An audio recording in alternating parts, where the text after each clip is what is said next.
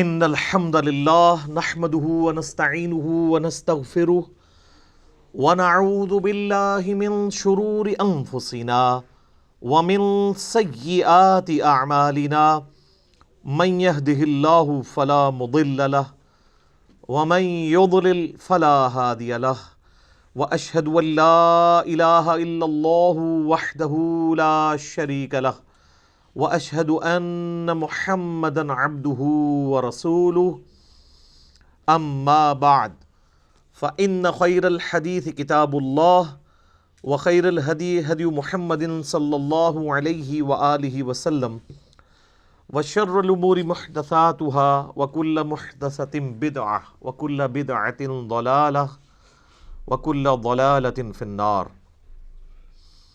اعوذ باللہ السمیع العلیم من الشیطان الرجیم من ہمزہ ونفخہ ونفثہ بسم اللہ الرحمن الرحیم رب اشرح لی صدری ویسر لی امری واحلل عقدۃ من لسانی یفقہوا قولی بسم اللہ الرحمن الرحیم ان اللہ وملائکتہ یصلون علی النبی یا ایہا الذین آمنوا صلوا علیہ وسلموا تسلیما اللہم صل علی محمد وعلی آل محمد کما صلیت علی ابراہیم وعلی آل ابراہیم انک حمید مجید اللہم بارک علی محمد وعلی آل محمد کما بارکت علی ابراہیم وعلی آل ابراہیم انک حمید مجید اللہم ربنا آتنا فی الدنیا حسنة وفی الآخرة حسنة وقنا عذاب النار لا الہ الا انت سبحانک انی کنت من الظالمین حسبنا اللہ ونعم الوکیل یا حی یا قیوم برحمتک استغیث ولا حول ولا قوة الا باللہ العلی العظیم ربنا آتنا من لدنک رحمتا وہیئ لنا من امرنا رشدا آمین۔ الحمدللہ آج 29 دسمبر 2019 کو سنڈے کے دن قرآن کلاس نمبر 10 میں ہم انشاءاللہ تعالی سورۃ البقرہ کی آیت نمبر 21 سے آنورڈ سٹارٹ لیں گے۔ آج انشاءاللہ ہمارا یہ 2019 کا آخری درس ہوگا، اگلے سنڈے کو 2020 سٹارٹ ہو چکی ہوگی۔ اعوذ باللہ من الشیطان الرجیم بسم اللہ الرحمن الرحیم یا ایہا الناس اعبدوا ربکم الذی خلقکم والذین من قبلکم لعلکم تتقون۔ میرے بھائیو، اس سے پہلے جو 20 آیات گزری ہیں ان میں اللہ تبارک و تعالیٰ نے انسانیت میں جو 3 گروہ ہیں، نمبر 1 اہل ایمان، نمبر 2 وہ لوگ جو جان بوجھ کے کفر اختیار کرتے ہیں، اور نمبر 3 منافقین، ان کا ذکر کیا تھا۔ اب یہ پوری وہ تمہید کے بعد اس رکوع کے اندر آیت نمبر 21 سے آنورڈ آیت نمبر 29 تک یہ مسلسل اب یہ جو 9 آیات ہیں یہ قرآن حکیم کی دعوت ہے اپنے مخاطب کو، کہ قرآن اپنے مخاطب سے کیا چاہتا ہے، اللہ تعالیٰ کی کیا ریکوائرمنٹ ہے، یہ کتاب کس لیے نازل ہوئی ہے، انبیاء کے آنے کا مقصد کیا ہے، اس دنیا کی زندگی کا آخر انجام کیا ہونے والا ہے۔ یعنی پوری کی پوری جو ایک ڈاکٹرن ہے دین کی، وہ اس ایک رکوع کے اندر 9 آیات کے اندر بڑی زوردار طریقے سے بنیادی جو باتیں جو انسانوں کے علم میں ہوتی ہیں اس کی بنیاد کے اوپر بیان ہوئی ہیں۔ اسی لیے آپ دیکھیں اس کا خطاب، اگرچہ یہ صورت تو مدنی ہے اور مدنی صورتوں کا اسلوب زیادہ تر یا ایھا الذین آمنوا کے ساتھ ہوتا ہے، لیکن چونکہ یہ پوری انسانیت کو دعوت دی جا رہی ہے اس لیے ان آیات کا جو سٹارٹ ہے وہ پوری انسانیت کو مخاطب کر کے ہے۔ یا ایھا الناس، اے پوری انسانیت، اے لوگو، اعبدوا ربکم، عبادت کرو اس رب کی، الذی خلقکم، جس نے تمہیں پیدا کیا، والذین من قبلکم، اور جو تم سے پہلے لوگ گزر چکے یا جو اگلے لوگ گزر چکے ان کو بھی اسی نے پیدا کیا، لعلکم تتقون، تاکہ تم ڈر سکو، پرہیزگار بن سکو۔ سارے انبیاء کی دعوت کا مقصد، ساری الہامی کتابیں نازل ہونے کا ایک ہی مقصد ہے کہ عبادت اس رب کی کرنی ہے۔ اللہ کو ماننا کافی نہیں ہے بلکہ اللہ کی بھی ماننی ہے۔ اسی لیے یہاں یہ بات نہیں آ رہی کہ اس اللہ کو مانو، بلکہ کہا جا رہا ہے اس اللہ کی عبادت بھی کرو، جس طرح سورہ النحل میں آتا ہے نا، آیت نمبر 36 میں، وَلَقَدْ بَعَثْنَا فِي كُلِّ أُمَّةٍ رَسُولًا أَنِ اعْبُدُوا اللَّهَ وَاجْتَنِبُوا الطَّاغُوتَ، اور بے شک ہر امت میں ہم نے کوئی نہ کوئی رسول مبعوث کیا ایک ہی بنیادی دعوت کے ساتھ کہ عبادت کرو اللہ کی، اور اللہ کے جو مخالفت پہ کھڑے ہوئے لوگ ہیں ان کو طاغوت کہا گیا، چاہے وہ جنوں میں سے ہیں یا انسانوں میں سے ہیں، ان کی آپ نے مخالفت کرنی ہے۔ یہ ساری الہامی کتابوں کی دعوت کا خلاصہ، تمام انبیاء کی دعوت کا خلاصہ ایک اللہ کی عبادت ہے۔ عبادت کہتے ہیں ٹوٹل اوبیڈینس کو، یعنی صرف اللہ کو ماننا کافی نہیں بلکہ اللہ کا مکمل تابع فرمان بننا ہے۔ اور اسی کے پیرلل میں ایک ٹرم ہے جو وقت کے پیغمبر کے لیے استعمال کی جاتی ہے، اس کو ہم کہتے ہیں اتباع۔ قل ان کنتم تحبون اللہ فاتبعونی یحببکم اللہ، اے نبی تم فرما دو کہ اگر تم لوگ یہ دعویٰ رکھتے ہو کہ اللہ سے محبت کرتے ہو تو پھر میری یعنی وقت کے پیغمبر کی اتباع کرو، پھر اللہ بھی تم سے محبت کرے گا اور تمہارے گناہوں کو بھی معاف کر دے گا۔ تو اتباع میں بھی صرف پیغمبر کو مانا نہیں جاتا بلکہ پیغمبر کی پیروی بھی اختیار ساتھ کی جاتی ہے۔ تو ان دونوں چیزوں کو آپ سمجھ لیں، عبادت ہے اللہ کی محبت کے ساتھ، اس کو ماننے کے ساتھ اس کی ماننا، اور اتباع رسول ہے رسول اللہ کی محبت صلی اللہ علیہ وآلہ وسلم کے ساتھ آپ صلی اللہ علیہ وآلہ وسلم کی اوبیڈینس، پیروی اختیار کرنا۔ صرف اطاعت نہیں ہے بلکہ محبت کے ساتھ اطاعت ہے۔ اطاعت پلس محبت اللہ کے کیس میں ہو تو عبادت ہے، اور اطاعت پلس محبت رسول اللہ کے کیس میں ہو صلی اللہ علیہ وآلہ وسلم تو یہ اتباع رسول ہے۔ تو اے لوگو عبادت کرو اس رب کی جس نے تمہیں پیدا کیا اور تم سے پہلے جتنے لوگ ہو گزرے ہیں ان کو بھی اسی نے پیدا کیا، تاکہ تم ڈر سکو، پرہیزگاری کی روش اختیار کر سکو، یعنی اللہ کے حضور تمہیں پیش ہونا ہے۔ یہ وہ بنیادی بات ہے جو کسی بھی انسان کو دعوت دینے کے لیے پہلی چیز ہی یہی ہونی چاہیے توحید کے اعتبار سے، کہ اس اللہ کو مانو اور اس اللہ کی مانو جس نے تمہیں پیدا کیا۔ سورہ طور میں بھی آتا ہے نا کہ کیا یہ لوگ بغیر کسی کے بنائے پیدا ہو گئے ہیں یا انہوں نے اپنے آپ کو خود پیدا کیا ہے؟ ہائے ہائے ہائے، دو ہی پاسبلٹیز ہو سکتی ہیں نا، یا انسان اپنا کریٹر خود ہو یا اس کو کسی نے پیدا نہ کیا ہو۔ تو یہ تو کیس کوئی نہیں ہے کہ کسی نے پیدا نہیں کیا۔ اس کی وجہ یہ ہے کہ پیدا ہونا ہماری نگاہوں کے سامنے ہے، ہمارے ماں باپ نے ہمیں پیدا ہوتے ہوئے دیکھا ہے اور ہمارے ماں باپ کو ان کے ماں باپ نے پیدا ہوتے ہوئے دیکھا ہے، تو کریشن تو ہوئی بھی ہے۔ تو کیا ہماری پیدائش جو ہے وہ ہمارے ماں باپ ذریعہ ضرور بنے ہیں لیکن ان کو تو نہیں پتہ کیسے پیدائش ہوئی ہے؟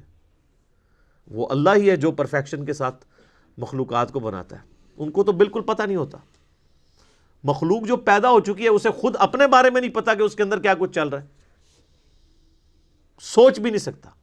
آج اگر سائنس ہمیں یہ باتیں ٹروتھ ریویل نہ کرتی اس کائنات کے بڑے بڑے حقائق، تو ہم کبھی امیجن بھی نہیں کر سکتے تھے کہ کتنی یہ کمپلیکس کریشن ہے، کوئی بھی زندہ چیز ہے۔ اس پہ تو گھنٹوں بولا جا سکتا ہے۔ انسان کے جسم میں جو ایک خلیہ ہے نا، اس خلیے کو بنانے کے لیے نیو یارک سٹی جتنی جگہ چاہیے، جتنے سسٹم اس میں اللہ نے رکھ دیے، اور انسان کے جسم میں یہ ایک خلیہ نہیں ہے، 100 بھی نہیں ہے، 1000 بھی نہیں ہے، لاکھ بھی نہیں ہے، کروڑ بھی نہیں ہے، ارب بھی نہیں ہے، 100 ٹریلین سیلز ہر انسان کے جسم کے اندر موجود ہیں. 100 ٹریلین، 1 ٹریلین 1000 ارب کے برابر ہوتا ہے. 100,000 ارب خلیے ہر انسان کے جسم میں، اور ان سارے خلیوں تک آکسیجن بھی پہنچتی ہے اور یہ زندہ ہے. ان کی ڈویژن ڈسٹرب ہو جائے تو کینسر ہے. یہ خلیے مر جائیں اور نئے اس کی جگہ پیدا نہ ہو تب بھی وہ ڈیڈ ہو جائے گا باڈی کا وہ حصہ. اور سائنٹسٹ کہتے ہیں کہ اتنا بڑا فگر ہے کہ اگر انگلینڈ جیسے 30 ملک ہوں اور 30 کے 30 ملک صرف درختوں سے پر ہوں اور کوئی چیز وہاں نہ اگی ہوئی ہو تو ان درختوں کے جتنے پتے ہوں گے نا یہ 100 ٹریلین ہے. 100,000 ارب. 1 ارب نہیں مان، 1 ارب گننے کے لیے آپ کو 25 سے 30 سال چاہیے. 24 گھنٹے بھی اگر آپ گنتی گنتے رہیں، کوئی شخص بہت بھی تیز گن لے گا 24 گھنٹے میں تو 86,400 سیکنڈ ہے، تو 1,00,000 دفعہ بھی مشکل سے گن پائے گا وہ. تو 1 ارب اور کدھر پھر 1000 ارب، پھر 100,000 ارب. ان امیجنیبل ہے، کیلکولیٹر فیل ہو جاتے ہیں. تو یہ سارے کے سارے جو خلیے ہیں ان کو کریٹ کیا ہے کریٹر نے. پھر خالی اس طرح کریٹ نہیں کیا، مینیجیبل فارم میں ہے. یہ خلیوں نے کیا خود ڈیسائیڈ کیا تھا کہ ان خلیوں نے مل کے آنکھ بننا ہے، ان خلیوں نے مل کے دل بننا ہے؟ آرگنائز ہوئے نا، اور پھر سارے خلیے آرگنائز ہو کے ایک کامن فنکشن پرفارم کر رہے ہیں. دل کا فنکشن گردے نہیں پرفارم کر سکتے، گردوں کا فنکشن آنکھیں نہیں پرفارم کر سکتی، آنکھوں کا فنکشن جو ہے وہ ہاتھ نہیں پرفارم کر سکتے. انسان کو تو پتہ ہی نہیں اس کے اندر کیا کچھ ہے. تو یہ بنیادی بات ہے کہ اس اللہ کی عبادت کرو جس نے تمہیں پیدا کیا ہے، اور جتنے اگلے بھی گزرے ہیں ان کو بھی اسی نے پیدا کیا ہے. اس سے ڈر جاؤ، اس اللہ سے ڈر جاؤ جس نے تمہیں تمہاری مرضی کے بغیر پیدا کیا ہے. جو تمہیں تمہاری مرضی کے بغیر پیدا کرنے پر قادر ہے وہ تمہارے ساتھ کچھ بھی کرنے پر قادر ہے، اور اگر وہ تمہارے لیے کچھ ڈیسیژن کر لے گا پھر کوئی تمہیں بچا نہیں سکتا. یہ ہے اصل میں اس کا فارم. ڈر جاؤ لعلکم تتقون، تاکہ تم ڈر سکو. الذی جعل لکم الارض فراشا، وہی اللہ ہے جس نے اس زمین کو تمہارے لیے بچھونا بنایا ہے. والسماء بناء، اور آسمان کو چھت بنایا ہے. اب اس حصے کے اوپر بھی گھنٹوں بولا جا سکتا ہے کہ یہ زمین جو بچھونا بنائی ہے صرف اس کی ایک فزیکل پراپرٹی کو ڈسکس کیا جا رہا ہے کہ زمین کو رہنے کے قابل بنایا ہے. زمین میں ہر سیکنڈ میں 2 زلزلے آتے ہیں، ہر سیکنڈ میں، لیکن ان کا ایمپلیٹیوڈ جو ہے وہ بہت کم ہوتا ہے. اگر وہ بڑھ جائے تو زمین تباہ و برباد ہو جائے. اتنے زلزلوں والی زمین کو رہنے کے قابل بنایا ہے، اسے کنٹرول کیا، اور اس اعتبار سے بھی رہنے کے قابل بنایا ہے کہ وہاں پر ہر مخلوق کے لیے اس کی زندگی کا سامان رکھتی ہے. اور جو سب سے ضروری سامان تھا زندگی کے لیے وہ بالکل فری رکھا ہوا ہے. کون سی چیز؟ آکسیجن. پانی تو پھر بھی بندہ کچھ گھنٹے کچھ دن بھی نکال سکتا ہے، آکسیجن 1.5-2 منٹ سے زیادہ کوئی نہیں نکال سکتا، بالکل فری رکھا ہے. اور اس آکسیجن کی جو مقدار ہے اسے کنٹرول کیا ہوا ہے فضا کے اندر. ہائیڈروجن سے یا نائٹروجن سے وہ بڑھ جائے تب بھی ہماری ایگزسٹنس نہیں ہے، کم ہو جائے تب بھی ایگزسٹنس نہیں ہے. اور یہ تو صرف ایک فائن ٹیوننگ ہے، اس طرح کی ملینز آف فائن ٹیوننگز روئے ارض پہ ہیں. اسی لیے سائنٹسٹ کہتے ہیں کہ یہ میریکل پلانٹ بنایا گیا ہے اس قابل کہ یہاں پہ زندگی رہے. تو کسی کے بنانے سے بنا ہے. اگر وہ کہتا ہے خود بخود بن گیا ہے تو پھر اس کو کوئی کاپی کر کے بنا کے بتا دے. جو چیز کاپی بھی نہ ہو سکتی ہو اس کے بارے میں کہنا کہ وہ خود بخود ہو گئی ہے تو اس سے بڑی تو بے وقوفانہ سٹیٹمنٹ ہی نہیں ہو سکتی. جو کام کرنے سے نہ ہو سکے وہ خود بخود کیسے ہو سکتا ہے؟ خود بخود تو وہ کام ہو سکتا ہے نا کہ جو یعنی کرنے سے ہو بھی جائے. زمین و آسمان کی ساری مخلوقات مل کے ایک بیج نہیں بنا سکتی کہ جسے ہم مٹی میں بوئیں اور وہ 6 ارب گنا بڑا درخت بن جائے۔ لوگ تو کہتے ہیں جی مٹی کی تو کوئی قیمت ہی نہیں ہے، میں کہتا ہوں سونے کی کوئی قیمت نہیں ہے۔ سونے میں بیج ڈالا جائے تو وہ درخت نہیں بن سکتا۔ اگر مٹی دنیا پہ نہ ہو تو سونے کو چاٹنا ہے کسی نے، اور سونا نہ ہو تو پھر بھی دنیا چلتی رہے گی۔ یہ مٹی جو اللہ نے رکھی ہے دیکھنے کو حقیر چیز ہے، لیکن اس میں ہم بیج بوتے ہیں، اور سر وہ بیج جب نکلتا ہے اور درخت بنتا ہے، اس درخت کا سائز، اس کے پھولوں کے لگنے کی ٹائمنگ، اس کا پھل میں کنورٹ ہونا، پھلوں کے پکنے کی ٹائمنگ، پتوں کی شیپس، ان کے سائز، پھر ایک ایک پتے تک پانی کا پہنچنا زمین سے، یہ تو انسان پریشان ہو جاتا ہے۔ ایک درخت تو بہت بڑی بات ہے، ایک بیج نہیں کوئی بنا سکتا، اور کوئی یہ کہے کہ خود بخود بن گیا، تو اس سے بڑی بیوقوفی کسی کی کیا ہو سکتی ہے؟ دنیا کا کوئی بیوقوف انسان بھی ایک بال پوائنٹ کے لیے ماننے کے لیے تیار نہیں خود بخود بن جائے، کیونکہ یہ ایک مینیجیبل چیز ہے، الٹپ نہیں ہے، ایٹ رینڈم نہیں ہے۔ تو زمین کو اس نے تمہارے لیے بچھونا بنایا ہے، وَالسَّمَاءَ بِنَاءً، اور آسمان کو چھت بنایا ہے۔ اب یہ متشابہات میں سے ہیں، یعنی آسمان کے بارے میں جو اب ہمیں اس ماڈرن سائنس کی وجہ سے ٹروتھ ریویل ہو رہے ہیں وہ تو بڑے حیران کن ہیں۔ یعنی آسمان کی جو لیئرز ہیں، آسمان تک پہنچنے کے لیے جو اللہ تعالیٰ نے لیئرز رکھی ہوئی ہیں، ان کے لیے بھی آسمان کا لفظ استعمال ہو سکتا ہے۔ اسٹریٹوسفیئر ہے، پھر ٹروپوسفیئر ہے، پھر اوزون کی لیئر ہے، یعنی سورج سے ملینز آف ایمپلیٹیوڈ کی مختلف ریز دنیا میں آتی ہیں، لیکن زمین کی جو ہماری رہنے کی سطح ہے اس تک اس میں سے چند ایک پہنچتی ہیں۔ 99.99% یہ آسمان کی جو لیئرز ہیں اس کی وجہ سے ریپیل ہو جاتی ہیں، کچھ ارتھ میگنیٹک فیلڈ کی وجہ سے ریپیل ہو جاتی ہیں، ورنہ وہ ہارمفل ریز نیچے آ جائیں تو بیماریاں۔ یہ جو کہتے ہیں اوزون لیئر کے اوپر ایک شگاف ہے، اس کی وجہ سے سکن کینسر کا خدشہ ہے ان علاقوں میں جہاں پہ وہ ڈائریکٹ ریز آتی ہیں۔ تو یہ آسمان کو ایک بڑی مضبوط چھت بنایا ہے اللہ تعالیٰ نے۔ آسمان حفاظت کا ذریعہ ہے، یہ اللہ کی قدرتیں ہیں جی، اس پہ کتنی دیر بولا جائے، میرے اس پہ کئی ایک لیکچرز ہیں، وہ آپ دیکھ لیں ورنہ تو ٹاپک بدل جائے گا۔ وَأَنزَلَ مِنَ السَّمَاءِ مَاءً، اور آسمان سے اس نے پانی کو نازل کیا، فَأَخْرَجَ بِهِ مِنَ الثَّمَرَاتِ، پھر اس کے ذریعے پھل اگائے تمہارے لیے، رِزْقًا لَكُمْ، تمہارے رزق کے طور پہ۔ اچھا یہ ساری باتیں بنیادی ہیں، کوئی دنیا کا انسان نہیں ہے جو کہ یہ چیزیں میری آبزرویشن میں نہیں ہیں۔ قرآن چونکہ پوری انسانیت کے لیے ہے، لہٰذا اس میں بالکل ڈیٹم لیول کی بنیادی باتیں ڈسکس ہوں گی جو ہر بندے کے ایکسپیرینس میں، نالج میں ہوں۔ یہ جتنی باتیں آ رہی ہیں کہ تمہیں اللہ نے پیدا کیا، تم سے اگلوں کو پیدا کیا، سب کے ایکسپیرینس میں ہے۔ اللہ تعالیٰ نے زمین کو رہنے کے قابل بنایا ہے، آسمان کسی انسان نے بنائی ہے، انسان تو ہمیشہ سے آبزرو ہی کر رہا ہے اسے، انسان تو صرف ڈسکوری کرتا ہے، اور انوینٹ بھی جو کرتا ہے وہ بھی کریشن ایکس نہیلو نہیں کرتا، عدم محض سے وجود نہیں دیتا، بلکہ اللہ کی تخلیقات کو یوز کر کے کرتا ہے۔ اگر وہ یہ ٹیبل لکڑی کا بنا رہا ہے تو لکڑی اس نے نہیں بنائی ہے، لکڑی نیچر سے ہی آئی ہوئی ہے،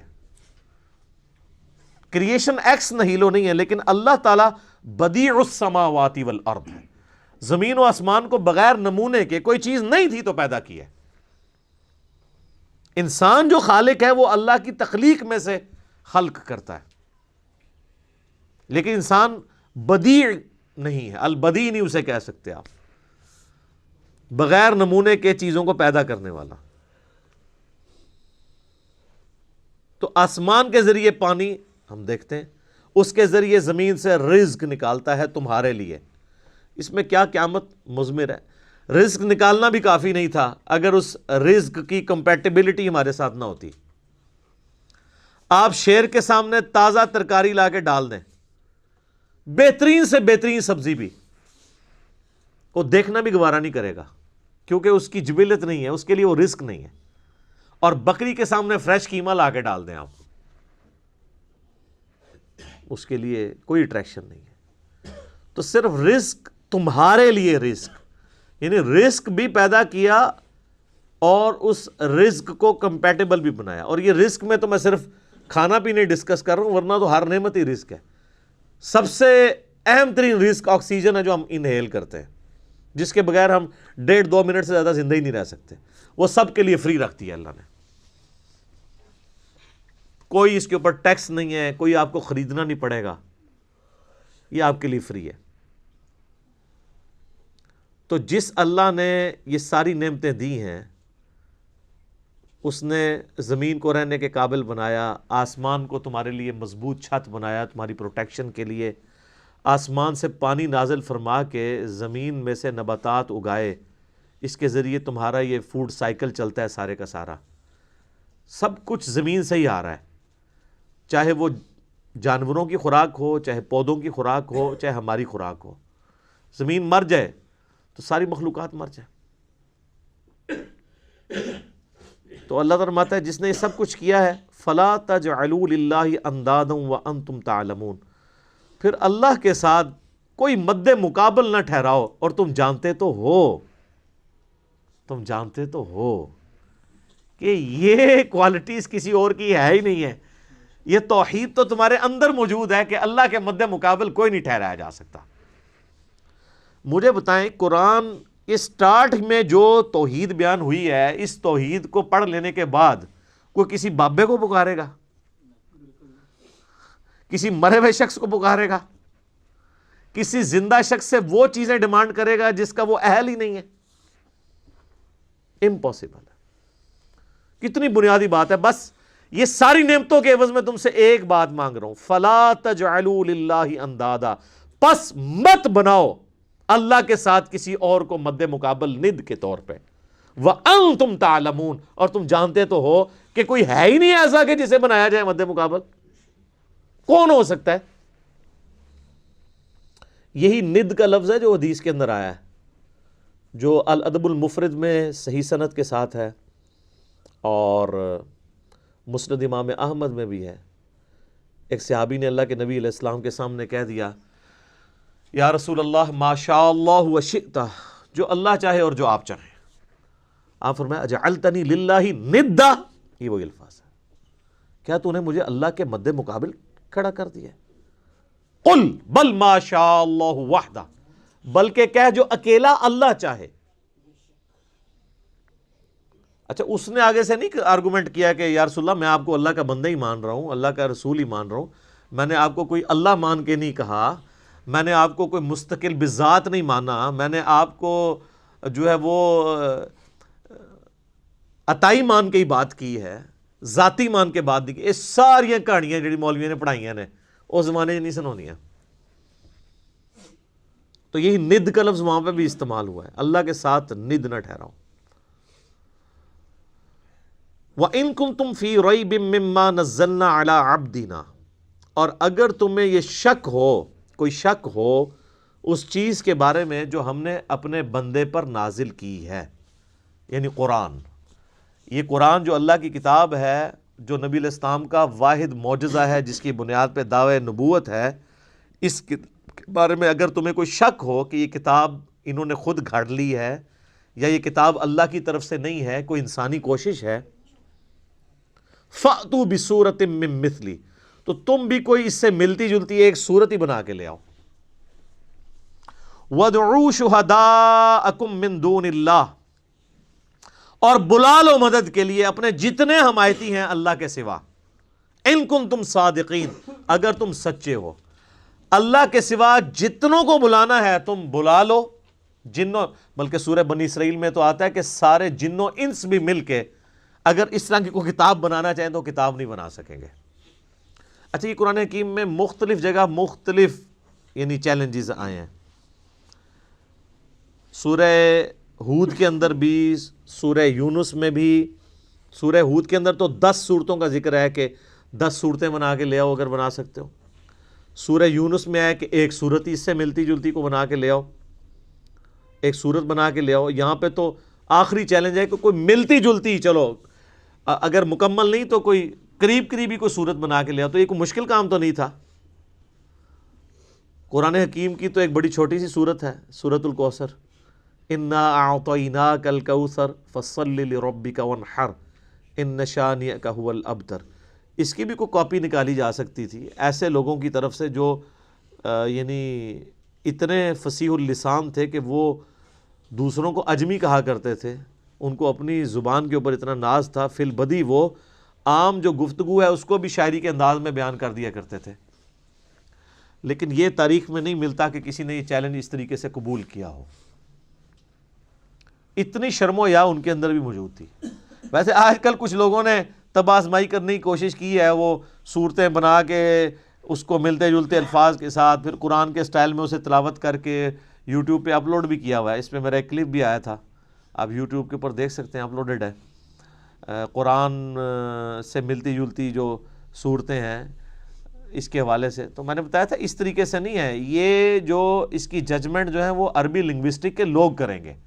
صرف اس سے ملتے جلتے الفاظ کے ساتھ کوئی عربی کا کوئی لٹریچر سامنے لے آنا یا خود لکھ لینا یا کوئی شاعری کر لینا، ظاہر ہم اجمی تو جج نہیں کر سکتے۔ ہاں، اجمیوں کے لیے ٹیسٹ یہ ہے کہ آج کے دور کا ہمارے پاس جو سب سے بڑا ٹچ سٹون ہے وہ سائنٹیفک فیلڈ کا علم ہے۔ اس کے اعتبار سے کوئی بھی قرآن حکیم کی ایک آیت بھی ایسی نہیں ہے جو اسٹیبلش سائنس کے خلاف ہو۔ اس ٹیسٹ سے آپ اسے گزار کے دیکھ لیں، لیکن وہ اسٹیبلش سائنس ہونی چاہیے، ہائپوتھیسز یا تھیوریز نہیں ہونی چاہیے، تو اس پہ بھی یہ پرفیکٹلی فلفل ہوگی۔ ڈاکٹر مورس بوکائل ایک فرینچ سرجن تھے، انہوں نے ایک اس کے اوپر کتاب بھی باقاعدہ لکھی ہے، مسلمان ہو گئے تھے، بائبل، قرآن اینڈ سائنس کے عنوان سے۔ اردو میں ترجمہ بھی ہوا ہے لیکن وہ بڑی مشکل سی اردو ہے اس کی، انگلش میں بھی ترجمہ ہوا ہے اس کا۔ بل وہ اسی رزلٹ پہ پہنچے ہیں کہ ساری الہامی کتابوں میں قرآن ہی ایسی ایک واحد الہامی کتاب ہے جس میں کوئی سائنٹیفک فالٹ موجود نہیں ہے۔ باقی کتابوں میں ایسی چیزیں ملتی ہیں، اور ظاہر ہے وہ اس لیے ہیں کہ وہ ٹیمپر ہوئی ہیں، یعنی ان کے اندر تبدیلی ہو چکی ہے، اس میں اللہ تعالیٰ کی طرف اسے منسوب نہیں کیا جا سکتا۔ یہ کتاب محفوظ ہونے کی ایک بہت بڑی دلیل یہ بھی ہے کہ اس میں آپ کو کوئی سائنٹیفک ایرر جو اسٹیبلش سائنس والی چیزیں ہوں، ہائپوتھیسز نہ ہوں، وہ نہیں ملے گا۔ تو اگر تم سچے ہو تو اس طرح کی کوئی صورت ہی بنا، یہ اس زمانے کے لیے تو تھا وہ والا چیلنج، آج تک بھی یہ صرف عرب کے لوگوں کے اعتبار سے ہے، باقی اجمیوں کے لیے تو پھر باقی اعتبار سے بھی قرآن معجزہ ہی ہے۔ فَإِن لَمْ تَفْعَلُوا، اور پس اگر تم ایسا نہ کر سکو، وَلَن تَفْعَلُوا، اور تم ہرگز ایسا نہیں کر سکو گے۔ اللہ تعالیٰ نے اس پہ اپنا اوپینین بھی دے دیا ہے کہ یقیناً تم کر بھی نہیں پاؤ گے۔ فَاتَّقُوا النَّارَ الَّتِي وَقُودُهَا النَّاسُ وَالْحِجَارَةُ، تو ڈرو اس آگ سے جس کا ایندھن آدمی اور پتھر بننے والے ہیں۔ اعدت للکافرین، جو اللہ نے تیار کر کے رکھی ہے انکار کرنے والوں کے لیے۔ اچھا، یہ کافرون کا ترجمہ یا مسلمون کا ترجمہ جو ہے نا، وہ ہم عموماً تو کر رہے ہوتے ہیں مسلمان اور کافر، اصل جو ترجمہ ہے نا مؤمنون کا یا مسلمون کا، سر تسلیم خم کرنے والے، بات ماننے والے، اور کافر وہ ہیں جو بات نہیں ماننے والے۔ کوئی مسلمان بھی کافر ہو سکتا ہے، اور کوئی کافر بھی مسلمان ہو سکتا ہے کہ کوئی صحیح بات مان لے۔ وہ ایک تو وہ ٹرم والا ایمان ہے نا جو ہم ایز اے اصطلاح استعمال کرتے ہیں، جو کلمہ پڑھ لے اور وہ 5 بنیادی چیزوں پہ چلے۔ لفظی ترجمہ یہ ہے کہ نہ ماننے والوں کے لیے، انکار کرنے والوں کے لیے، کفر کہتے ہیں انکار کرنے کو، نہ شکری کرنے کو، اللہ تعالیٰ نے آگ تیار کر رکھی ہے جس کا ایندھن آدمی، انسان اور پتھر ہے۔ اللہم اجرنا من النار، اللہم اجرنا من النار، اللہم اجرنا من النار۔ صحیح مسلم میں حدیث ہے، نبی علیہ السلام ایون نماز میں بھی جب کبھی آیات آتی تھیں جہنم سے ریلیٹڈ تو آپ علیہ السلام اللہ سے جہنم کے اگینسٹ اللہ تعالیٰ کی پناہ طلب کیا کرتے تھے، اور جب جنت کی آیات آتی تھی تو اللہ تعالیٰ سے جنت کا سوال کیا کرتے تھے۔ یہ سنت ہے۔ اچھا، یہ جو آیا کہ پتھر بھی ایندھن بنیں گے، تو یہ پتھر کو کوئی عذاب نہیں ہو رہا ہوگا، بلکہ ان کی حسرت میں اضافے کے لیے ہوگا۔ اس کا ڈیٹیل ذکر سورۃ الانبیاء میں آئے گا اللہ تعالیٰ فرماتا ہے کہ ہم کافروں کو بھی اور جن معبودوں کو یہ پوج رہے ہیں ان کو بھی دوزخ میں ڈالیں گے. اور پھر اللہ تعالیٰ فرماتا ہے کہ اگر یہ ان کے معبود ہوتے تو دوزخ میں ان کے ساتھ تو نہ ہوتے. پھر کافروں نے اس کا بھی ٹھٹھا کیا. انہوں نے کہا اچھا اس کا تو مطلب ہے پھر عیسیٰ ابن مریم کو بھی دوزخ میں ڈالا جائے گا، کیونکہ عیسیٰ ابن مریم کی بھی لوگوں نے پوجا کی ہے. پھر اللہ تعالیٰ نے اس کا بھی جواب دیا. رپلائی ٹو کے بغیر کام چلتا نہیں ہے نا، وسوسے اتنے ہیں. رپلائی ٹو کے کلپ تو بنیں گے. وہ پھر سورہ الزخرف میں آیا. اللہ تعالیٰ نے یہ عیسیٰ کی مثال جو تم سے بیان کی ہے نا انہوں نے، تو یہ صرف جو ہے نا وہ حجت بازی کے لیے. پتہ ان کو بھی ہے کہ عیسیٰ ابن مریم کیوں دوزخ میں جائیں گے، وہ تو خود امام موحدین تھے اپنے وقت میں، توحید کے دائی تھے. قصور تو ان لوگوں کا ہے جنہوں نے عیسیٰ ابن مریم کے بارے میں ڈیوینٹی کلیم کی ہے، نہ کہ عیسیٰ ابن مریم. پھر انہوں نے کہا وہ تو ہمارے بندے خاص ہیں اور وہ تو قیامت کی نشانی میں سے ہیں. تو یہ جو بت، وہ پتھر جن کے بت تراشے گئے، ان کو اللہ تعالیٰ دوزخ میں اس لیے ڈالے گا تاکہ کافروں کی حسرت میں اضافہ ہو کہ یار ان کو ہم پوجتے رہے، یہ بھی ہمارے ساتھ ہیں. اس کا یہ مطلب نہیں ہے کہ وہ ان پتھروں کو عذاب ہو رہا ہوگا، بلکہ وہ پتھر تو الٹا ان کے لیے خود عذاب بن جائیں گے، کیونکہ جب پتھر گرم ہوں گے تو وہ تو گرمائش زیادہ فیل ہوگی. پتھر بھی لوگ گرم کر کے ان سے بھی ہیٹ حاصل کرتے ہیں نا، وہ تو ان کے لیے ہوگا. اب دوزخ کے اوپر 19 فرشتے ہیں تو فرشتوں کو عذاب تو نہیں ہو رہا ہوگا، وہ تو مامور ہیں دوزخیوں کو مارنے پیٹنے کے لیے. اللہ تعالیٰ تو اس بات پہ قادر ہے کہ ایک ہی فریم آف ریفرنس میں مختلف لوگوں کے اوپر مختلف حالت طاری کر دے. یہ تو ہم نے دنیا میں ایکسپیرینس کیا ہے. آپ میں سے اگر کسی کو ملیریا ہوا ہو سخت گرمیوں میں تو اسے تو 2 رضائیاں بھی اڑا دی جائیں تو اس کی ٹھنڈ نہیں ختم ہوتی. باقی تو گرمی سے اف اف کر رہے ہوتے ہیں اور اس کو ٹھنڈ اتنی لگی ہوتی ہے کہ وہ کہتا ہے میرے اوپر اور اڑاؤ. ایک ہی جگہ پہ ٹیمپریچر بے شک 40 تک پہنچ چکا ہوا ہے، اس کو ٹھنڈ لگ رہی ہے، حالانکہ ایکچوئل وہاں پہ گرمی ہے. تو یہ اللہ تعالیٰ ایک فریم آف ریفرنس میں دنیا میں ایسی چیزیں کر کے بتاتا ہے کہ 2 مختلف بندوں پہ ایک ہی جگہ پہ 2 مختلف حالتیں طاری ہو جاتی ہیں. اللہ ہی اللہ ہے جی. یقین کریں کہ یہ جو چیزوں کی کوالٹیز ہیں یہ بھی اللہ کی وجہ سے ہے. اگر اللہ تعالیٰ کا امر اس کے پیچھے سے ہٹ جائے، آپ 7 سمندروں کا پانی بھی پی جائیں آپ کی پیاس نہیں بجھ سکتی. اور اگر آگ کے جلانے کی خاصیت اللہ تعالیٰ چھین لے، آپ پوری زمین کے درخت بھی جلا لینا، آپ ایک روٹی بھی نہیں پکا سکتے، کیونکہ وہ خاصیت ہی جب اللہ تعالیٰ لے لے گا. تو یہ دوزخ میں ان کافروں کے ساتھ پتھروں کو اس لیے جلایا جائے گا تاکہ ان کی حسرت میں اضافہ ہو، نہ کہ ان پتھروں کو عذاب دیا جا رہا ہوگا. اب سائملٹینیس کنٹراسٹ بھی آ رہا ہے جی. وَبَشِّرِ الَّذِينَ آمَنُوا وَعَمِلُوا الصَّالِحَاتِ. اور اے نبی علیہ السلام آپ خوشخبری دے دیجئے ان لوگوں کو کہ جو بات مان لیتے ہیں، یعنی ایمان لے آتے ہیں اور نیک اعمال اختیار کر لیتے ہیں، أَنَّ لَهُمْ جَنَّاتٍ تَجْرِي مِن تَحْتِهَا الْأَنْهَارُ، کہ ان کے لیے باغات ہیں جن کے نیچے نہریں بہتی ہوں گی. كُلَّمَا رُزِقُوا، جب کبھی بھی انہیں رزق دیا جائے گا اس جنت میں، منہا ان باغوں میں سے، من ثمرۃ الرزق، کوئی پھل رزق کی شکل میں ان کو جب پیش کیا جائے گا، اہل جنت کو جنت میں جب کوئی فروٹ دیا جائے گا، قالوا هذا الذي رزقنا من قبل، وہ کہیں گے یہ تو وہی ہے جو ہمیں اس سے پہلے دنیا میں بھی دیا جاتا تھا. وَأُتُوا بِهِ مُتَشَابِهًا، حالانکہ وہ ان کو اس سے ملتا جلتا فروٹ دیا جا رہا ہوگا، ایگزیکٹ نہیں ہوگا. ملتا جلتا اس لیے دیا جائے گا کہ انسان کی ایک نیچر ہے. دنیا میں بھی آپ دیکھ لیں، آپ کسی دسترخوان پہ بیٹھے ہوں تو سب سے پہلے اس چیز کو ہاتھ ڈالتے ہیں جس کے ساتھ آپ مانوس ہوں. آپ کسی ولیمے پہ بھی جاتے ہیں تو آپ کے سامنے کوئی ایسی عجیب و غریب ڈش آ جائے تو آپ اس کے رسک نہیں لیتے کھانے کا کہ پتہ نہیں کیا ذائقہ ہو، الٹا پلیٹ بھر کے بیٹھ جاؤں اور اس دوران جو میں نے کھانا تھا وہ ختم ہی ہو جائے. یہ بھی چانس ہوتا ہے نا. تو انسان مانوس اس چیز کے ساتھ ہوتا ہے جو پہلے اس نے اس کو ایکسپیرینس کیا ہو. یہ اللہ تعالیٰ نے انسان کی نیچر رکھی ہے. تو جنت میں بھی ابتدائی مہمان نوازی کے طور پہ جنتیوں کو وہ رزق دیا جائے گا جو دنیا میں وہ ایکسپیرینس کر چکے ہیں. آم، کیلا، انار، سیب، جو ہمارے ایکسپیرینس میں. اب دیکھنے میں تو وہ فروٹ دیکھنے میں تو ویسا ہی ہوگا، تو وہ کھانے سے پہلے ہی بات کریں گے کہ تو یہ وہی چیز ہے، ایتھے بھی آ کے وہی کچھ. لیکن اللہ فرمائے گا کہ ان کے اس کی طرح کا ہوگا لیکن ویسا نہیں ہوگا.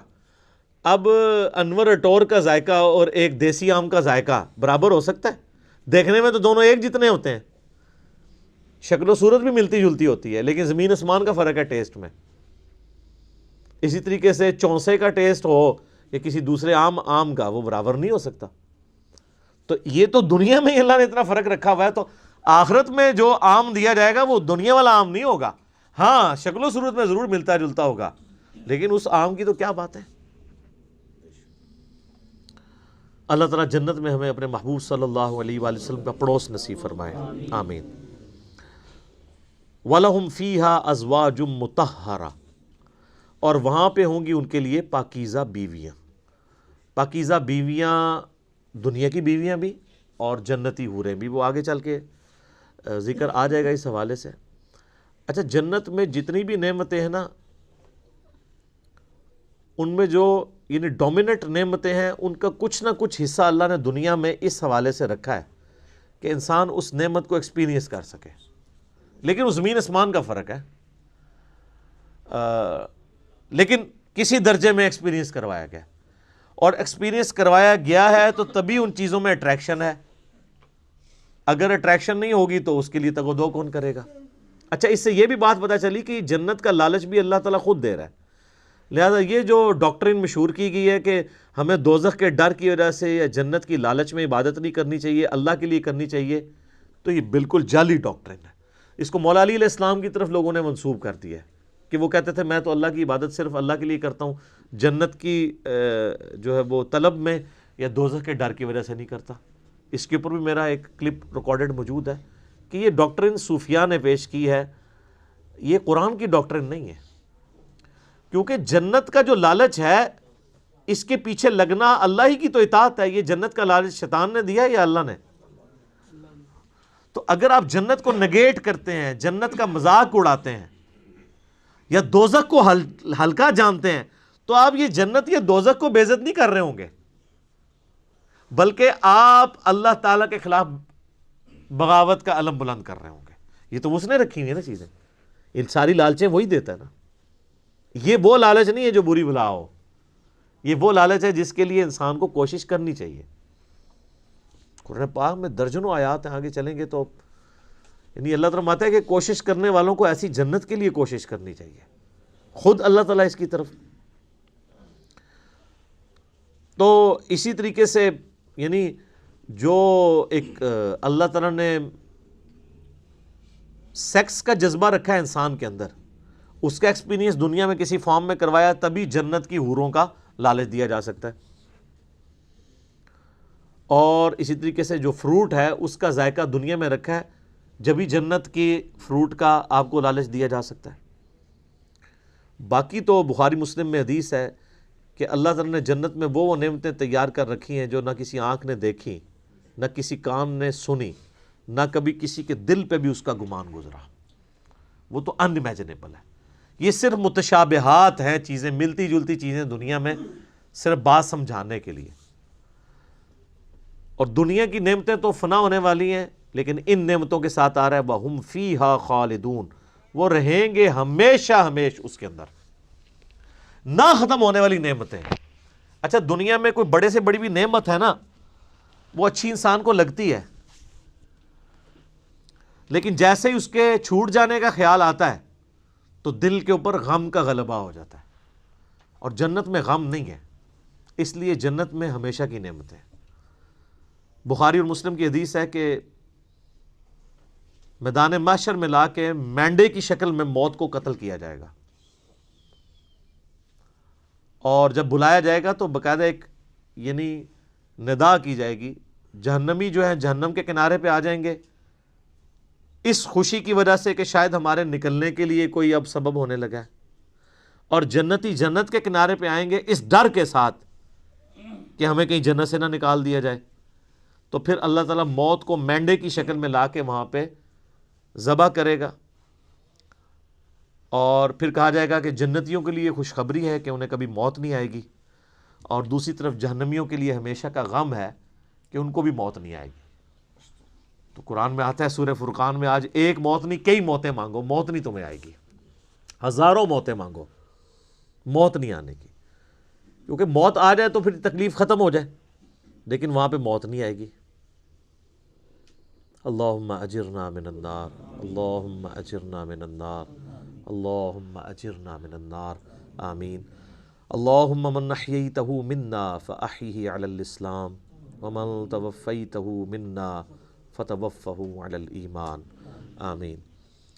صحیح مسلم میں ایک حدیث ہے کہ جب جنتی جنت میں داخل ہونے لگیں گے تو ان کو ایک ندا کی جائے گی، جاتے ہی خوشخبری ملے گی، تمہارے لیے مبارک ہے، آج کے بعد تمہیں کبھی موت نہیں آئے گی، تم ہمیشہ زندہ رہو گے، آج کے بعد تمہیں کبھی بدحالی نہیں آئے گی، تم ہمیشہ خوشحال رہو گے، آج کے بعد تمہیں کبھی بڑھاپا نہیں آئے گا، تم ہمیشہ جوان ہی رہو گے، اور آج کے بعد اللہ تم سے کبھی ناراض نہیں ہوگا، ہمیشہ راضی رہے گا۔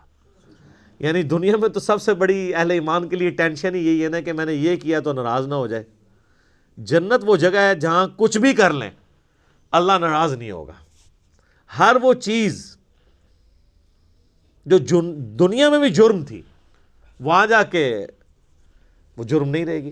دنیا میں مرد کے لیے سونا پہننا حرام ہے، اور جنت میں سونے کے کنگن پہنائے جائیں گے، ریشم کا لباس پہنایا جائے گا۔ قرآن پاک میں آتا ہے، بخاری مسلم میں درجنوں احادیث ہیں، جسے شوق ہو تو مشکات المصابیح کی 3 جلد میں جنت والا چیپٹر پڑھ لیں تو آپ کو اندازہ ہوگا کہ جنت میں اللہ تعالیٰ نے کیا کچھ رکھا ہے انسان کے لیے۔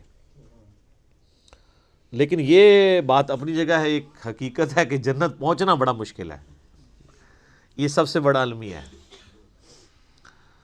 یہ تو بابوں نے آپ کو ایک خدا کا تعارف کروایا نا کہ جنت تو اپنی جیب ہی ہے، کتابیں یہ نہیں بتاتی، کتابیں کچھ اور ہی بتاتی۔ صحیح مسلم میں حدیث ہے کہ اللہ تعالیٰ نے جنت کو ناگوار چیزوں سے ڈھانپ رکھا ہے، یعنی جنت تک پہنچنے کے لیے کئی ناگوار چیزوں سے آپ کو گزرنا پڑے گا، پھر جنت آئے گی۔ اور جہنم کو اللہ تعالیٰ نے خوشنما چیزوں سے ڈھانپ رکھا ہے، یعنی ہر اٹریکٹ فل چیز دوزخ کی طرف لے کے چلی جائے گی۔ ناگواری تو ہے نا، یعنی روزانہ 5 وقت نماز پڑھنا دنیاوی طور پہ ایک تردد تو ہے، سردیوں میں وضو کرنا ایک تردد تو ہے، گرمیوں کے روزے رکھنا ایک تردد تو ہے، حلال اور حرام کا فرق کرنا ایک تردد تو ہے، اور دوسری طرف آپ جو اپنی مرضی کے مطابق کوئی بھی کام کرتے جائیں وہ سیدھا آپ کو دوزخ کی طرف لے جائے گا، جو آپ اپنی مرضی سے کریں گے، اور جو اللہ کی مرضی سے کرنا پڑتا ہے اس میں تردد تو ہے، ظاہر وہ نفس کے خلاف ہے۔ تو یہ مسلم شریف کی حدیث کمال حدیث ہے کہ جنت ناگوار چیزوں سے ڈھانپی ہوئی ہے اور جہنم خوشنما چیزوں سے۔ اس کی ایکسپلینیشن جامع ترمذی میں، سنن ابی داؤد میں، سنن نسائی اور ابن ماجہ میں ہے کہ جب اللہ تعالیٰ نے جنت کو پیدا کیا تو حضرت جبرائیل علیہ السلام سے کہا کہ جائیں جنت کو جا کے وزٹ کریں کہ میں نے کیسی رہنے کی جگہ بنائی ہے۔ جب حضرت جبرائیل علیہ السلام جنت گئے اور اس کی خوبصورتی دیکھی تو اللہ تعالیٰ نے کہا کہ جبرائیل کیسا پایا جنت کو؟ انہوں نے کہا اللہ تیری عزت کی قسم کوئی بندہ ایسا نہیں ہوگا جو اس میں جانے کے لیے جان دھڑ کی بازی نہ لگا دے، کیا زبردست جگہ تو نے بنائی ہے۔ اللہ نے فرمایا اچھا، اللہ تعالیٰ نے جنت کو ناگوار چیزوں سے ڈھانپ دیا، جو مسلم شریف کی حدیث ہے، اور کہا اب جا کے ذرا جنت کو دیکھو۔ جب وہ دیکھ کے آئے تو انہوں نے کہا تیری عزت کی قسم مجھے نہیں لگتا کوئی بندہ جنت میں جانے میں کامیاب ہوگا، اتنا مشکل ہے۔ سر یہ ہے کتابوں کا خدا، یہاں کہتے ہیں نہیں جناب ایک دفعہ بھی پڑھ لیا ایک دفعہ بھی پڑھ لیا، ایک پھیرے ہی لگے گا۔ اور سورہ فرقان میں اللہ تعالیٰ فرماتا ہے کہ جہنم ہمیشہ رہنے کے لیے بھی بری جگہ ہے اور ایک لمحے کے لیے رہنے کے لیے بھی بری جگہ ہے۔ آپ لاکھ کہتے رہیں کہ پھیرا لگے گا، اچھا یہ پھیرا بھی اس لیے ہم کہتے ہیں کہ ہم نے کبھی اس پھیرے کو امیجن نہیں کیا، آپ کو ادھر بیٹھے بیٹھے امیجن کروا دیتے ہیں۔ اگر کسی شخص کو یہ کہا جائے کہ ایک فجر کی نماز چھوڑنے پہ آپ کو فجر سے ظہر تک ایک ایسے کمرے میں وقت گزارنا پڑے گا جو 10 بائی 10 فٹ کا ہوگا، اس میں 100 کوبرا سانپ ہوں گے، 100 بچھو ہوں گے، 100 اژدہے ہوں گے، لیکن صرف فجر سے ظہر تک بس، تو کوئی امیجن بھی کر سکتا ہے اس کو؟ وہ ان سانپوں کو تو آپ مار بھی سکتے ہیں، تو جہنم کے سانپ کے بارے میں کوئی سوچ بھی سکتا ہے؟ چونکہ ہم نے امیجن نہیں کیا ہوتا اس لیے ایک پھیرے کی بات کرتے ہیں. اور یہ تو بہت بڑی میں نے مثال دی ہے. اگر کسی شخص کو کہا جائے نا کہ فجر کی نماز چھوڑنے پہ فجر سے ظہر تک آپ کو صرف ایک موم بتی کا وہ چھوٹا سا جو فلیم ہوتا ہے نا اس کے اوپر یوں ہاتھ رکھنا پڑے گا فجر سے ظہر تک، سر 10 سیکنڈ نہیں کو رکھ سکتا. تو یہ کہنا آسان ہے پھیرے والی بات. اچھا وہ جو ترمذی، ابو داؤد، نسائی، ابن ماجہ کی حدیث ہے نا، اس میں آگے آتا ہے کہ پھر اللہ تعالیٰ نے حضرت جبرائیل سے کہا کہ جہنم جب پیدا کی، فرمایا جہنم کو جا کے دیکھو. جہنم دیکھ کے آئے، انہوں نے کہا اللہ تیری عزت کی قسم مجھے نہیں لگتا کوئی بندہ کوشش کرے گا کہ کوئی بھی ایسا عمل کرے کہ دوزخ میں جا کے گرے، یہ تو جگہ ہی ایسی تو نے بنا دی ہے. اللہ تعالیٰ نے پھر دوزخ کو، جہنم کو خوشنما چیزوں سے جب ڈھانپ دیا نا، جو مسلم شریف والی حدیث ہے، میں اسی کی ایکسپلینیشن آپ کو دوسری حدیث سے کر رہا ہوں. یہ سر کتابوں کا دین ہے، بابوں کا نہیں ہے. تو حضرت جبرائیل علیہ السلام جب گئے واپس آئے، کہا اے اللہ تیری عزت کی قسم مجھے نہیں لگتا کوئی بندہ جہنم میں جانے سے بچ سکے گا، اتنا خوشنما تو نے بنا دیا، یہ تو سارے ہی جائیں گے جہنم میں. اور سر نظر بھی آ رہا ہے، نظر بھی آ رہا ہے، کیا دیندار، کیا بے دین، کیا مسلمان، کیا کافر. آپ کو بغاوت دیکھیں عروج پہ نظر آتی ہے. اور جو آپ کو دیندار نظر بھی آ رہے ہیں یہ بھی اللہ نے پردے رکھے ہوئے ہیں. کچھ کے پردے تو ہمارے جیسے لوگوں کے سامنے کھل بھی جاتے ہیں اور ہم آپ کو کھول کھول کے بتاتے ہیں، پھر بھی نہیں آپ کا دماغ کھلا تو آخرت میں تو کھل ہی جانا ہے. اوہ یہ کیا ہوا. نہیں، بڑا سینسٹیو ایشو ہے میرے بھائی. تو یہ اللہ تعالیٰ نے جہنم اور دوزخ کا جو معاملہ رکھا ہے، یہ اگر یہ چیزیں نہ ہوتی تو کوئی بھی شخص اللہ تعالیٰ کو رسپانس نہ کرتا. میرا ایک یوٹیوب پہ کلپ بھی ہے، خدا انسان کی ضرورت کیوں ہے. خدا انسان کی ضرورت ہے ہی اس لیے کہ انسان مر جاتا ہے. اگر انسان نے مرنا نہ ہو اور انسان کے اوپر کوئی مشکل وقت نہ آنا ہو، انسان کی ضرورت اللہ کبھی رہتا ہی نہیں ہے. یہ تکلیفیں اور موت، یہی تو ایک تلوار لٹک رہی ہے کہ یار میں نے مرنا ہے، کسی کو منہ دکھانا ہے جا کے. آپ ایک لمحے کے لیے امیجن کریں کہ اگر آپ نے مرنا نہ ہو اور آپ کو کبھی کوئی تکلیف نہ آئے، یہ دو چیزوں کی گارنٹی ہو، تو سر نماز کس نے پڑھنی ہے؟ تو یہ ساری دھمکیاں ختم ہو جائیں گی نا پھر دوزخ کی. تکلیف نہ آنے کا مطلب ہے کوئی کچھ نہیں کرے گا. موت نہ آنے کا مطلب ہے آپ اپنی زندگی انجوائے کریں گے، اور تکلیف نہ آنے کا مطلب ہے کہ پھر آپ کو کوئی نہ کوئی رزق کے حوالے سے ایشو ہوگا، نہ اور کوئی تکلیف پہنچے گی. تو یہ سر دنیا میں پاسبل نہیں، جنت میں ہی ہے. لیکن دنیا میں بھی یہ ہو جائے نا تو اللہ تعالیٰ انسان کی ضرورت نہیں رہتا. اسی لیے اللہ تعالیٰ نے یہ موت کا الذی خلق الموت والحیات لیبلوکم ایکم احسن عملا رکھا ہوا ہے. یہ جو تلوار لٹکائی ہے وہ اس لیے تو لٹکائی ہے. تو یہ ساری چیزیں نہ ہو تو انسان کا قبلہ نہیں درست ہوتا. گھنٹوں بولا جا سکتا ہے.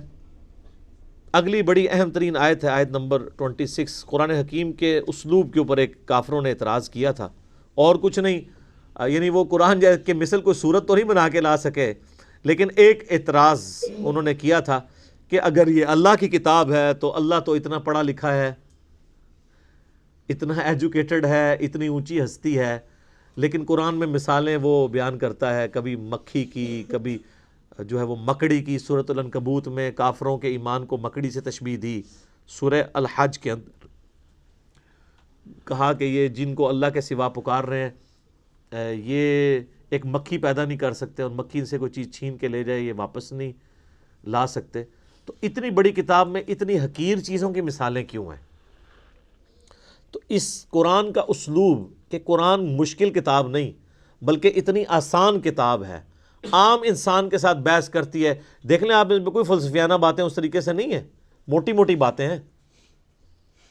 تو اگر یہ اللہ کی کتاب ہوتی تو بڑی مشکل ہونی چاہیے تھی، علماء سے پوچھ پوچھ کے چلنا چاہیے تھا. پھر تو یہی کہتے ہیں نا.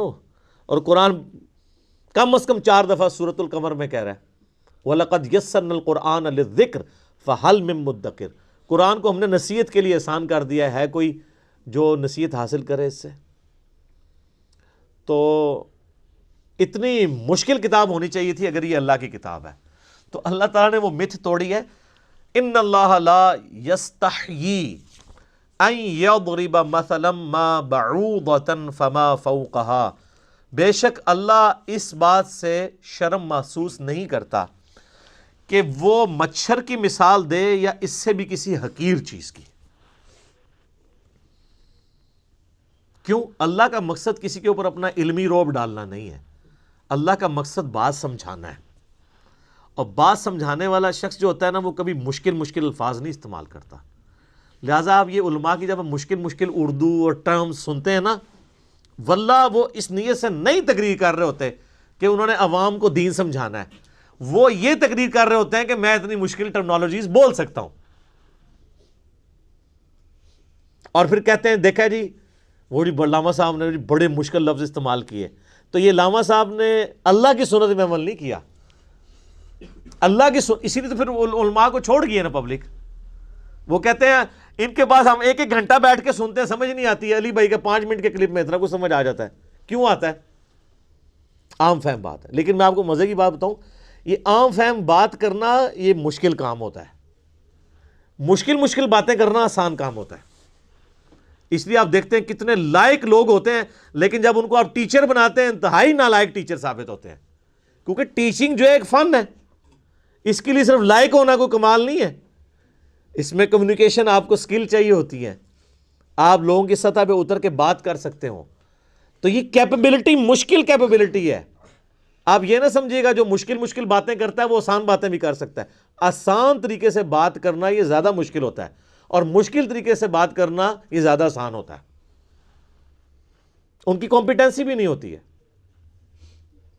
تو اللہ تعالیٰ ماتا ہمارا یہ مقصد نہیں ہے کہ ہم کسی کے اوپر روب ڈالیں گے۔ یہ کہتے ہیں اللہ نے یہ مثال کیوں بیان کی ہے؟ اللہ اس بات سے حیا محسوس نہیں کرتا۔ فَأَمَّا الَّذِينَ آمَنُوا، پس جو لوگ بات مان لیتے ہیں، فَيَعْلَمُونَ أَنَّهُ الْحَقُّ مِن رَبِّهِمْ، تو وہ اس چکر میں نہیں پڑتے کہ یہ مکھی کی مثال کیوں آ گئی، یہ مچھر کی مثال کیوں آ گئی، یا میں اپنے بارے میں کرتا ہوں، میں کبھی کوئی مثال کوئی پھکی کی بات کر دی یا ٹنی کی بات کر دی تو بات سمجھانے کے لیے کوئی اگزامپل کے طور پہ بھی بات کر دی، تو جو بات ماننے والے ہیں سمجھنے والے ہیں وہ ان چکروں میں نہیں پڑتے الفاظی کے اوپر، وہ کہتے ہیں یہ ہمارے رب کی طرف سے سچ بیان ہوا ہے، بات وزنی ہے، اس چکر میں نہ پڑھو کہ اسلوب کیسا ہے اس کا۔ فَأَمَّا الَّذِينَ كَفَرُوا، جبکہ جو بات نہیں ماننے والے ہوتے ہیں، ہر بات میں وہ بات کی کھال اتارنے والے ہوتے ہیں، اور ان کا مقصد بات ماننا نہیں ہوتا بلکہ انکار کرنے کا کوئی بہانہ تلاش کرنا ہوتا ہے۔ فَيَقُولُونَ، تو وہ کہتے ہیں مَاذَا أَرَادَ اللَّهُ بِهَذَا مَثَلًا، اللہ کو یہ مثال بیان کر کے کیا ملا ہے، کیا ارادہ تھا اللہ کا، یہ باتیں کرنے کی کیا ضرورت ہے، کوئی مشکل باتیں ہونی چاہیے تھی۔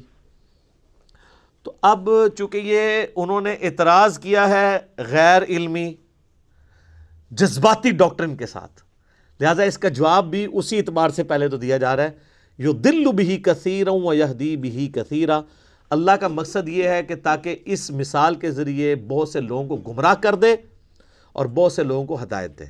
مراد یہ نہیں ہے کہ قرآن کتاب گمراہی ہے، وہ تو آیا ہے قرآن میں ھدی للناس وبینات من الھدی والفرقان، یہ پوری انسانیت کے لیے ہدایت ہے، ہدایت کے روشن دلائل ہیں، اس میں حق اور باطل میں تمیز کرنے والی کتاب ہے۔ اس کتاب کا مقصد کسی کو گمراہ کرنا نہیں ہے، مقصد یہ کہ یہ الٹیمیٹلی تمہاری گمراہی کا سبب اس اعتبار سے بن جائے گی کہ تم اس کو مان کر ہدایت پہ آ جاؤ گے اور نہ مان کے گمراہ ہو جاؤ گے۔ جیسا شیطان نے کہا تھا کہ اے اللہ اس آدم کی وجہ سے تو نے مجھے گمراہ کیا ہے، حالانکہ آدم کی وجہ سے نہیں ہوا تھا، وہ ہوا خود ہی تھا، لیکن اس نے یہ کہا کہ نہ آدم پیدا ہوتا تو نہ میرے امتحان آتا تو نہ اسرا ہوتا۔ تو انڈائریکٹلی یہ بات ادھر بھی اللہ تعالیٰ نے کہا ہے کہ اللہ تعالیٰ نے اس لیے کیا ہے کہ تم تاکہ جو ماننے والے ہیں ان کا ایمان میں اضافہ ہو جائے گا، جو نہ ماننے والے ہیں وہ گمراہ ہو جائیں گے، اور جو ماننے والے ہیں ان کو ہدایت مل جائے گی۔ اس کا یہ مطلب قطعاً نہیں ہے کہ قرآن پڑھ کے کسی کو گمراہی ملتی ہے، نعوذ باللہ من ذالک، یہ عقیدہ کفر ہے۔ میرا یوٹیوب پہ ایک کلپ بھی ہے، انڈیا پاکستان اور بنگلہ دیش کے لوگوں کے 2 کفریہ علماء کے 2 کفریہ عقیدے۔ ایک کفریہ عقیدہ یہی ہے اس میں سے کہ جی قرآن جو ہے یہ گمراہ کر دیتا ہے. یہ اکثر آپ سنتے ہیں نا، قرآن گمراہ کر دیتا ہے. ڈائریکٹ پڑھنے سے انسان، اچھا انڈائریکٹ پڑھنے سے بھی گمراہی ہوتا ہے. انڈائریکٹ کدھر پڑھنے دیتے ہیں؟ وہ کہتے ہیں پڑھنا ہی نہیں ہے. ڈائریکٹ انڈائریکٹ تو ہے وہ انگریزی والی رہ گئے. انڈائریکٹ نہ انہوں نے خود پڑھا ہوا ہوتا ہے اور نہ کسی کو پڑھنے دیتے ہیں. وما يضل به الا الفاسقین، اور اس سے گمراہ تو نہیں ہوتے ہیں مگر وہ لوگ جو نافرمان ہیں، نافرمانی کی روش اختیار کیے ہوئے لوگ ہیں، جو جان بوجھ کے گمراہ ہونا چاہتے ہیں. وہ ان کے لیے قرآن میں پھر گمراہی ہے، کیونکہ جب وہ چاہ ہی رہے ہیں کہ ہم نے قرآن پاک میں نکالنی ہے اس قسم کی باتیں جس سے ہم قرآن سے دور بھاگیں، تو ظاہر ہے پھر قرآن پہ انہوں نے عمل کہاں سے کرنا ہے. حتیٰ کہ علماء یہود کے بارے میں سورہ الجمعہ میں آیا کہ ان کی مثال ان گدھوں کی سی ہے، جیسے گدھے کے اوپر کتابیں لاد دی جائیں نا، اس کتاب سے وہ اکتساب نہیں کر سکتا. لہٰذا علماء یہود کے پاس پروفیسیز موجود تھیں ان کی کتابوں میں کہ نبی آخر الزماں آئیں گے صلی اللہ علیہ وآلہ وسلم، لیکن ان کتابوں سے انہوں نے اکتساب نہیں کیا تو برباد ہو گئے. تو جو کتابوں سے اکتساب کرے اس کے لیے یہ باتیں نہیں کہ وہ گمراہ ہوگا. جو کتاب ہونے کے باوجود اس میں عمل نہ کرے یا شوکیس میں بس سجا کے رکھے، پڑھی ہوں کتابیں پڑھی ہوئی نہ ہو، وہ گمراہ ہوتے ہیں. اسی تو ہم کہتے ہیں کتابوں کا خدا اور ہے اور بابوں کا خدا اور. جو کتابوں کے خدا کو نہیں مانتا نا، اسے کبھی بھی خدا کا تعارف نہیں ہوتا، کیونکہ نبی علیہ السلام نے ہمیں بابیں نہیں دی ہیں، کتابیں دی ہیں. آج کی ڈیٹ میں قرآن اور سنت کتابی شکل میں ہی ہمارے پاس موجود ہے نا. اس کے اوپر کافی اور باتیں مجھے کرنی ہیں، لیکن اب چونکہ ٹائم ختم ہو چکا ہے، اگلی دفعہ ہم اسی آیت کی جو آگے ان فاسقوں کی نشانیاں کیا ہیں جو قرآن کے ذریعے جو گمراہی کماتے ہیں، آیت نمبر 27 سورۃ البقرہ کی آن ورڈ انشاءاللہ اگلی دفعہ سٹارٹ کریں گے. صلاۃ بر محمد وآل محمد. اللہم صلی علی محمد وعلی آل محمد کما صلیت علی ابراہیم وعلی آل ابراہیم انک حمید مجید. اللہم بارک علی محمد وعلی آل محمد کما بارکت علی ابراہیم وعلی آل ابراہیم انک حمید مجید. اللہ تعالیٰ سے دعا ہے جو حق بات میں نے کہی اللہ تعالیٰ ہمارے دلوں میں راسخ فرمائے. اگر جذبات میں میرے منہ سے کوئی غلط بات نکل گئی تو اللہ تعالیٰ ہمارے دلوں سے ہی اسے دور کر دے، ہمیں معاف بھی کر دے، ہمیں کتاب و سنت کی تعلیمات پر عمل کر کے دوسرے بھائیوں تک پہنچانے کی توفیق عطا فرمائے. سبحانک اللہم و بحمدک اشہد ان لا الہ الا انت استغفرک و اتوب الیک وما علینا الا البلاغ المبین. جزاکم اللہ خیرا.